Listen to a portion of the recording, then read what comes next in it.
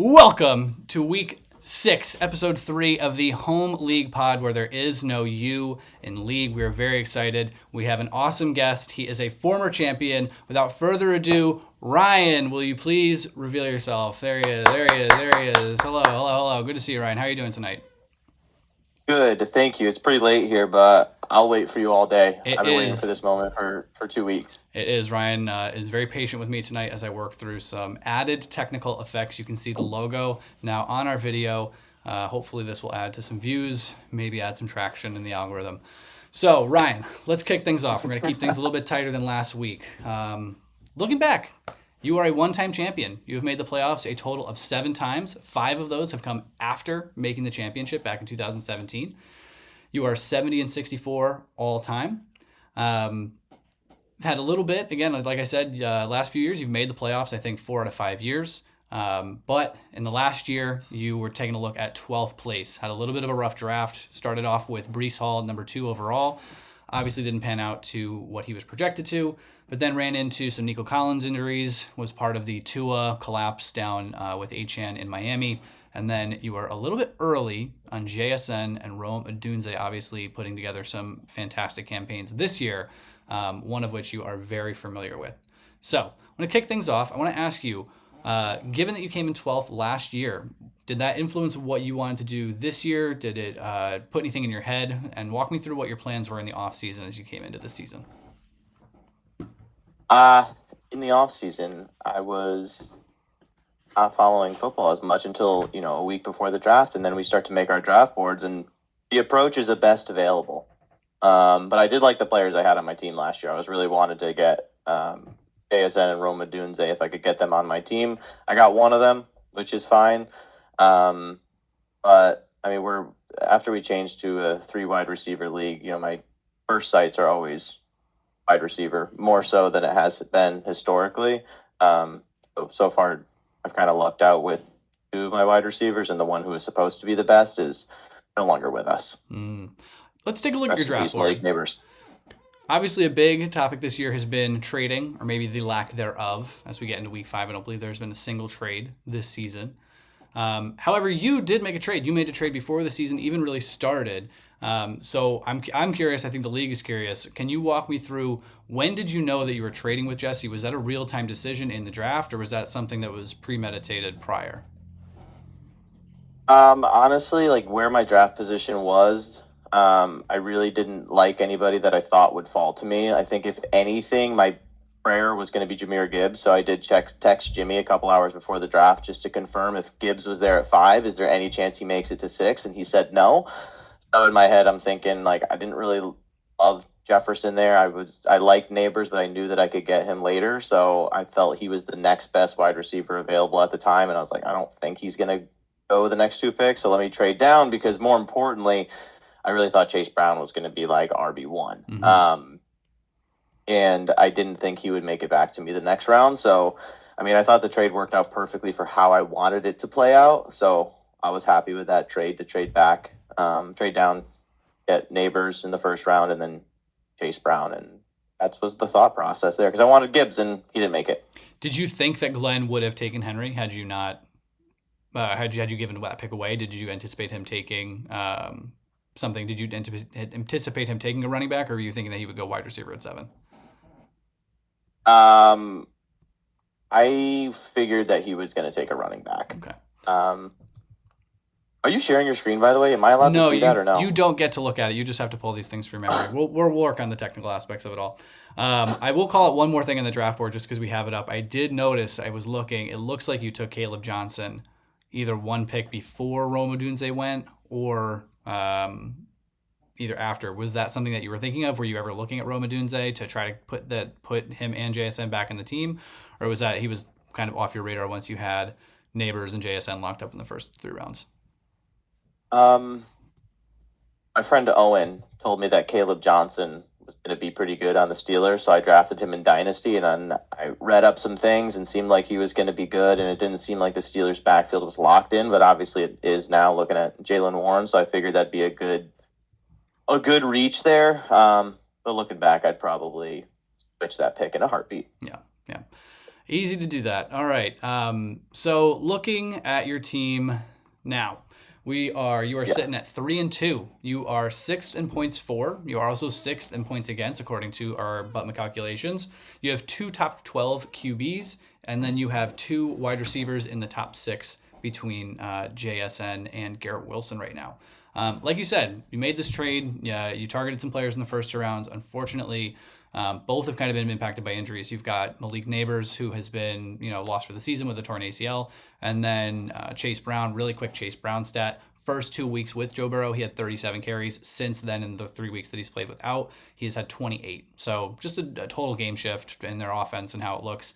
But you've really kind of managed to pull through. You've managed to put together a decent roster. Again, you've got depth at wide receiver and not just kind of top 36 depth, but really true wide receiver one upside. So looking back, maybe a little bit of a hole at running back, but how are you feeling about your team right now? Are you excited moving forward? Is there anything that you are looking to do as you kind of line up these next few weeks? And do you think that this team, without those first two picks, do you think you can still overcome that? Yeah, I could definitely overcome it just because obviously anything can happen in fantasy. And I mean, my top two picks have not panned out, and I'm 3-2, which is honestly a really good spot to be in based on the circumstances. I feel like, could easily be 1-4, which would be a scary hole to climb out of, especially with your top two players not performing the way you want them to. So you just got to keep the pace. And Antonio Gibson tore his ACL. Maybe Henderson's going to start getting some more opportunities. He should. Mike Vrabel said he's going to be returning kicks, which I'm not thrilled about. So, with that being said, there might be a kickoff return TD this weekend. That'd be a nice side bet to put on this weekend. All right, we love it. We love it. All right, so feeling good. And then, I will say my tight ends. Hawkinson I drafted early, which I kind of regret. I never want to draft a tight end early. And then I picked up Fannin just because of how many targets he got week one, and I've just played him every week. And I mean, they both scored between like 5 and 9 every week, so it is what it is. But if anyone needs a tight end, I don't want Hawkinson. All right. I also don't want Hawkinson on my salary franchise cap or franchise tag cap. It's not fun.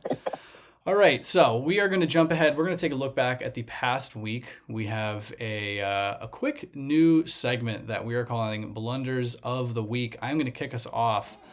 I'm going to go back. We've got a close one between what I was hoping would have been two undefeated teams, but it wasn't. Myself at 3-1, Glenn at 4-0. He edges me out by just under 10 points, and lo and behold, who did I have on my bench but Torrey Horton, who scored 9.9. Meanwhile, Jalen Tolbert scored 0.0. And if you do the math there, I would have been at 94.32, which would have been enough to win. Makes it even worse is that I talked about this directly with Glenn. And I said, Horton, here's a who, because I was thinking about it, but kind of trolling Glenn. Came back to bite me. I think he did some witchcraft or something. So that was my blunder. Could have been a win, but unfortunately it was not. So do you surprised Tolbert got 0 points. I was actually almost going to pick him up. I was between him and Shaheed when I was putting in some bids for like one wide receiver to fill in, and I got lucky with Shaheed, honestly. He's boomer bust, obviously. I'm surprised you got 0. I liked Shaheed. I was surprised. Yeah. I think Ty dropped him. I was a little bit surprised to see that. I thought maybe it was a little early, but obviously Olave is getting a lot of targets there.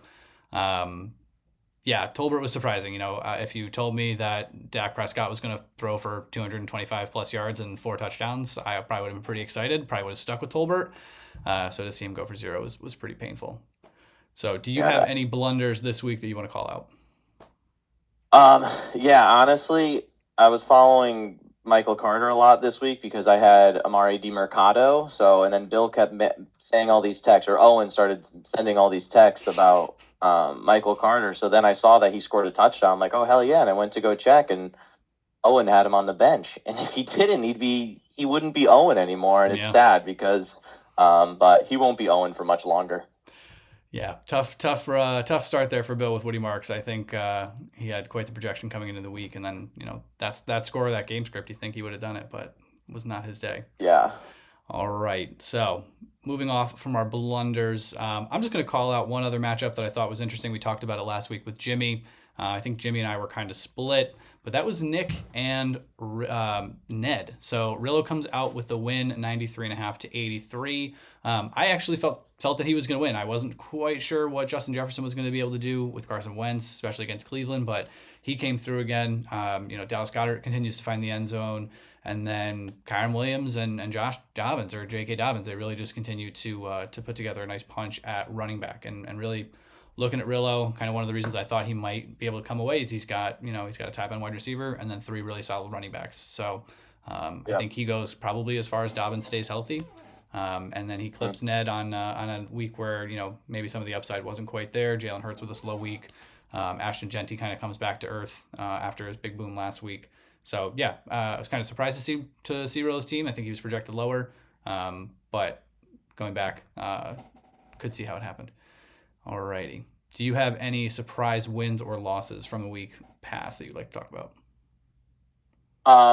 Honestly, I just want to talk about the battle of the dads last week, which was myself versus Steve. Love it. In the middle of this matchup, we welcomed a new dad to the family of dads, which, it's been about 4 years since anyone joined the dad club within Cuck League. So anyways, but, I went against Steve and saw Jonathan Taylor put up almost 30 points, but somehow, some way, Rico Dowdle just decided to rush for 200 yards, and I really just can't believe that actually happened.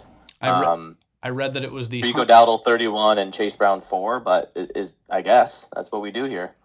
I read that Rico Dowdle's performance was like the 120th best running back performance of all time. So definitely a curious day for him, and obviously looking to do it again next week. I think he goes back to Dallas. Steve had the second most points that week, and I had the most, but that's just what happens. That's schedules. I mean, you could ask Owen about schedules right now. So tough week for Steve, but that's okay. His team is pretty strong. Yep, second week in a row that median scoring has gotten a reference on the pod. Just saying.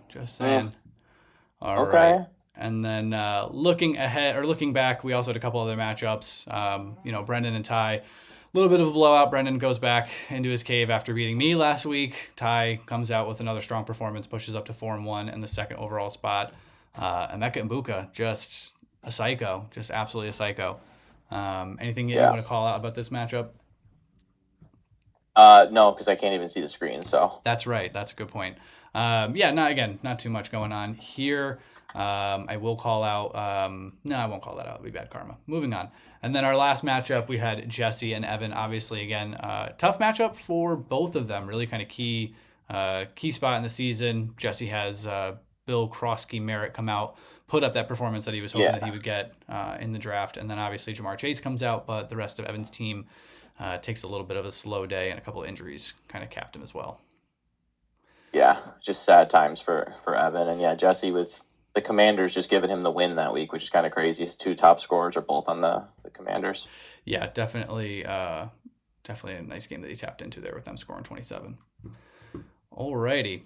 So we will jump out of the look back. That was week 5. We are moving on to week 6. I cannot believe we are already at week 6.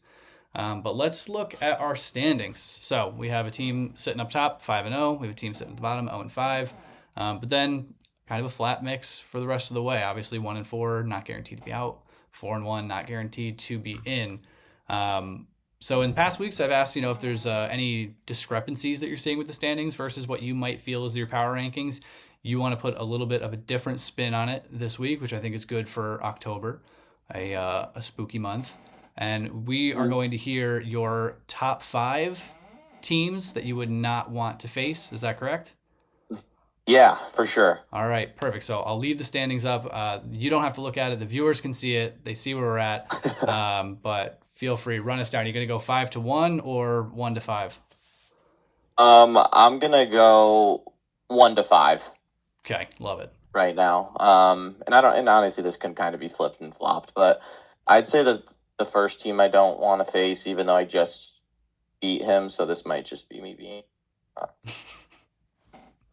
I don't know the word, but anyway, Steve, I think like the Lions, they're just an offensive team. So having Amon-Ra and David Montgomery every week, he's going to be getting a touchdown from one of those on a weekly basis, it seems. And he also has Ramondre Stevenson, who Mike Vrabel loves, and that's his RB4. So I just think that's a deep team. One of those teams that maybe should be a trade target for Evan, who needs to move like Jamar Chase or something. And then Steve has a deep team. But Glenn's team is super deep. I feel like he's got a floor. Like, he's not going to be scoring less than 70 any week. So if you have an off week, you're just not going to beat Glenn. Same thing with Ty. I'd go Ty next. His worst player is like T. Higgins. I mean, that's awesome to have your worst player, T. Higgins. So I think his team is also super strong. And then your team, Jack, I'd say, you have obviously the QB1, you have the wide receiver 1, and that's not even including Saquon. So a super strong team that I hope I don't face soon, or I do when you have some buys. And then lastly, who I don't want to face is Owen. Like, I don't want to face 0-5 Bill. I think he's got a super strong team. I think he'll come out of the hole this week and might just make history and become the first 0-5 team to make the playoffs. Weren't you 0-5 one year, or were you like I was 1-5? I was 1-5, and I believe, not to give him too much credit, but I believe Ned was also 1-5 one year and at least made the playoffs. He didn't win the championship, but he made the playoffs. All right, so nobody's 0-0. So let's go, No, Bill. I don't think we've ever seen 0-6 do anything. We might have our research department looking at that for next week. Maybe we'll talk about it. All right, fantastic. Can't wait to hear. All right, perfect. So I am going to pull up a couple things here. So we're going to do our look ahead now.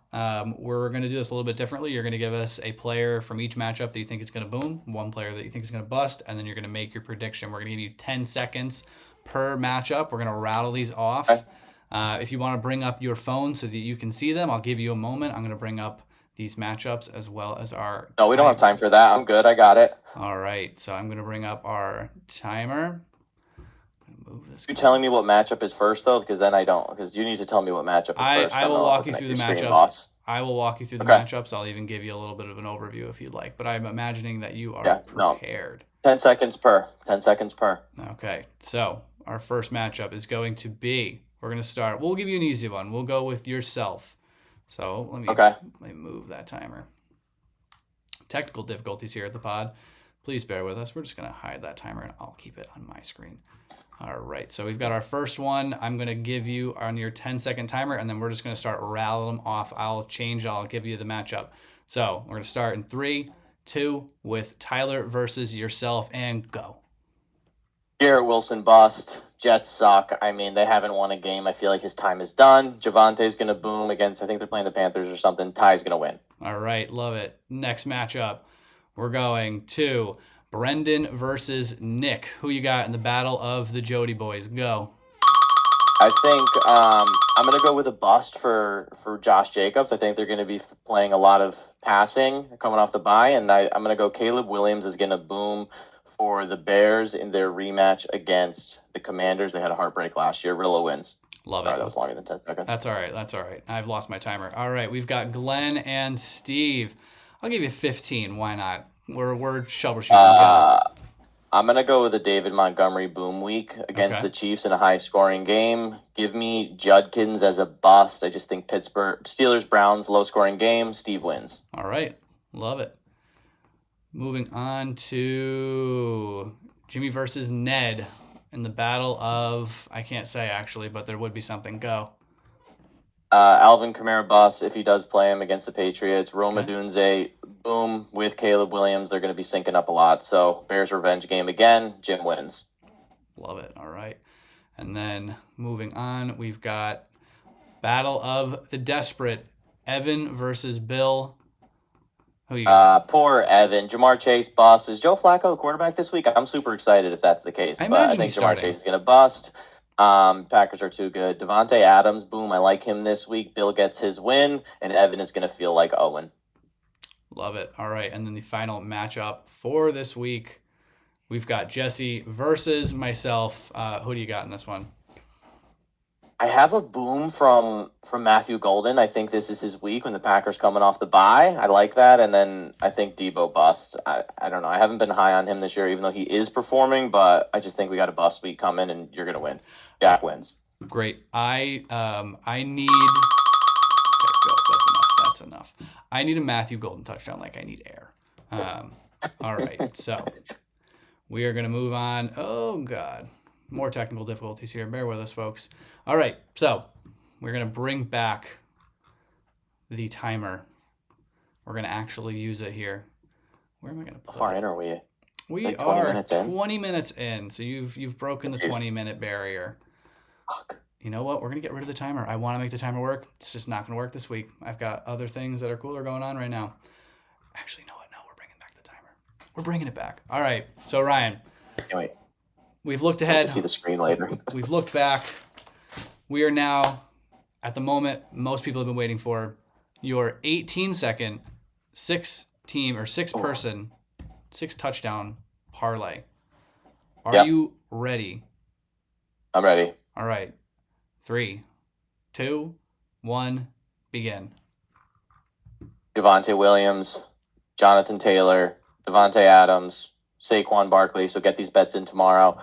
Stephon Diggs and Jahmyr Gibbs. I know that's kind of, some of those running backs these are easy ones. So these are some easy ones that's going to hit. I'm giving a bet for the league that's going to hit. We got $10 to win $350, and these are all easy touchdowns. It's happening. So, yeah.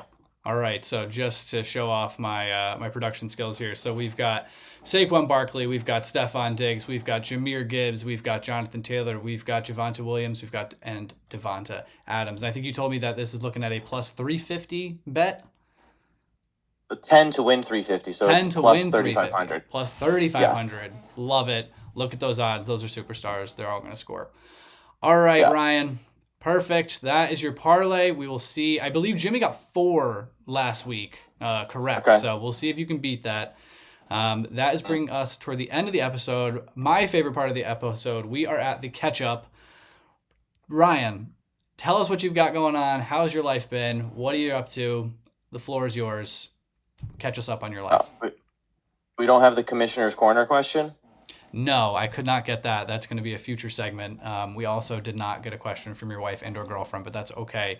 They were busy. They were traveling. They've got lives. And Ryan's got some I thought we still could have talked about that, but whatever. Well, you know what? Jimmy did have a question, actually. You know what? Jimmy did have a question. That's what I said. It wasn't directed at you, but I didn't pull it in, so we'll pull it in now. We're only at 21 minutes.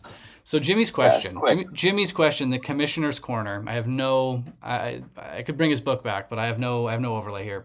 Jimmy's question is, why have there not been any trades this year, other than, again, yours at draft day? Do you have any thoughts as to why you think there's no trades right now, or why trades are down?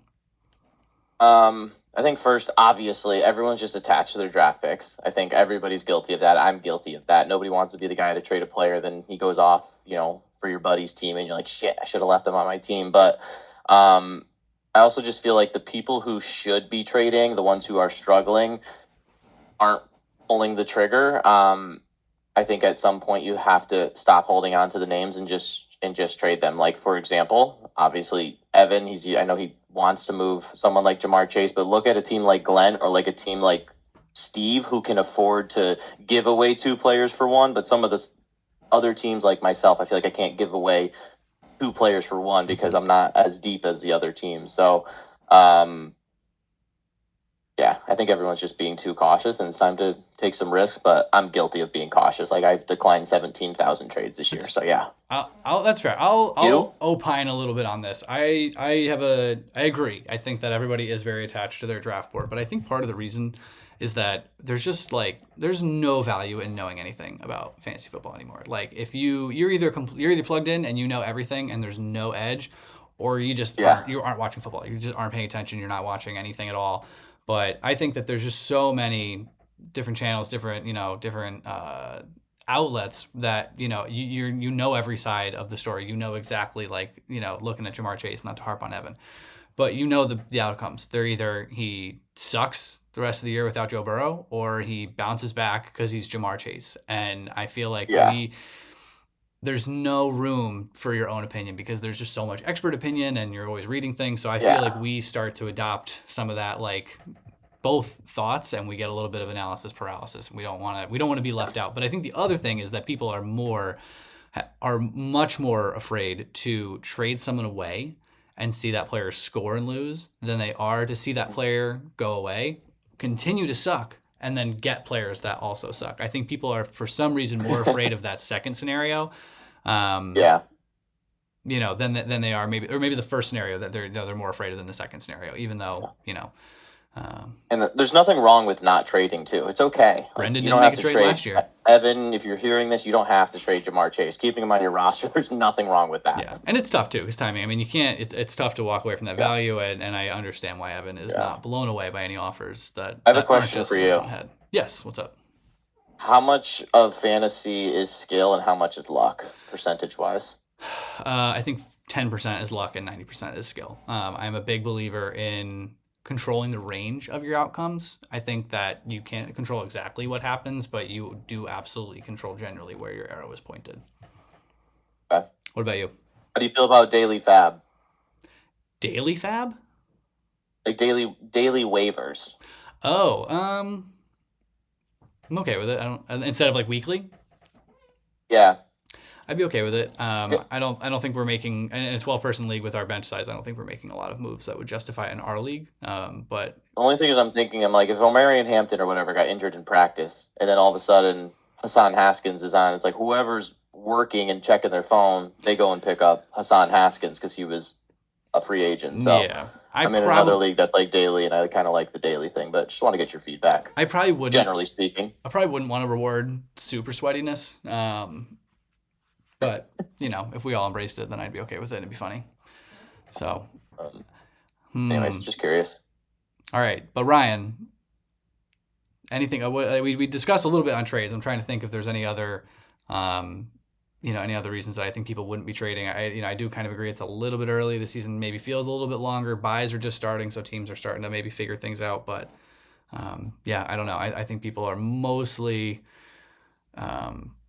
afraid to see players do well on other people's team. I think that's what eats people alive, and they refuse to get rid of their players. They can't see themselves. They'd rather come in last with their drafted.